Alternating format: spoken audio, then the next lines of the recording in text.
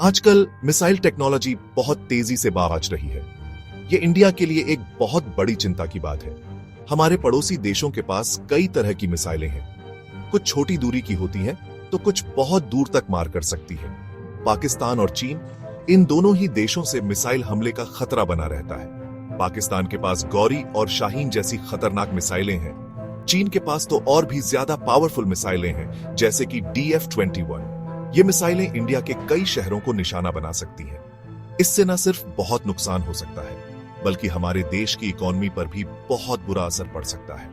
इसलिए इंडिया के लिए जरूरी है कि वह अपनी मिसाइल डिफेंस सिस्टम को और स्ट्रांग बनाए। इंडिया अपनी सिक्योरिटी को लेकर हमेशा अलर्ट रहता है।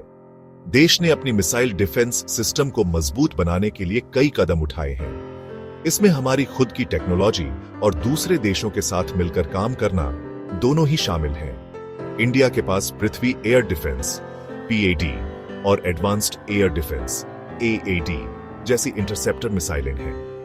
ये मिसाइलें दुश्मन की मिसाइलों को हवा में ही उड़ा सकती हैं। रडार सिस्टम भी मिसाइल डिफेंस में बहुत इंपॉर्टेंट रोल प्ले करते हैं। स्वॉर्डफिश और ग्रीन पाइन जैसे रडार दुश्मन की मिसाइलों को दूर से ही देख लेते हैं। यह इंफॉर्मेशन तुरंत इंटरसेप्टर मिसाइलों को भेज दी जाती है और वो उन्हें खत्म कर देती है। इंडिया ने अपनी मिसाइल डिफेंस सिस्टम का कई बार टेस्ट भी किया है और वो कामयाब भी रहा है।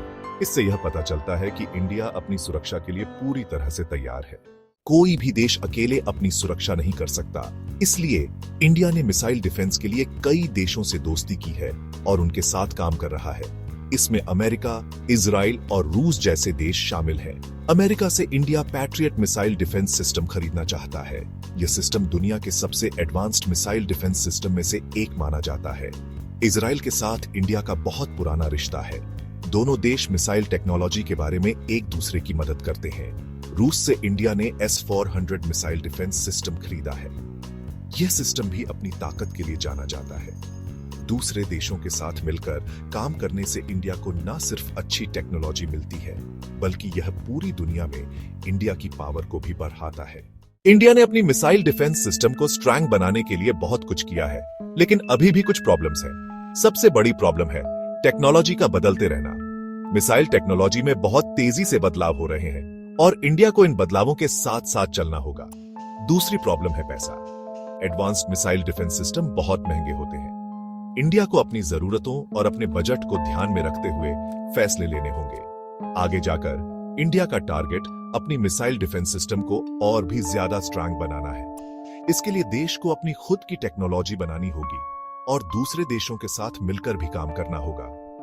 इंडिया को एक ऐसा सिस्टम बनाने की जरूरत है जो हर तरफ से प्रोटेक्शन दे। इस सिस्टम में जमीन से हवा में मार करने वाली, हवा से हवा में मार करने वाली और लेजर टेक्नोलॉजी वाली मिसाइलें होनी चाहिए। साथ ही इंडिया को अपनी साइबर सिक्योरिटी को भी मजबूत बनाना होगा, क्योंकि आजकल मिसाइल डिफेंस सिस्टम को हैक करने का भी डर रहता है।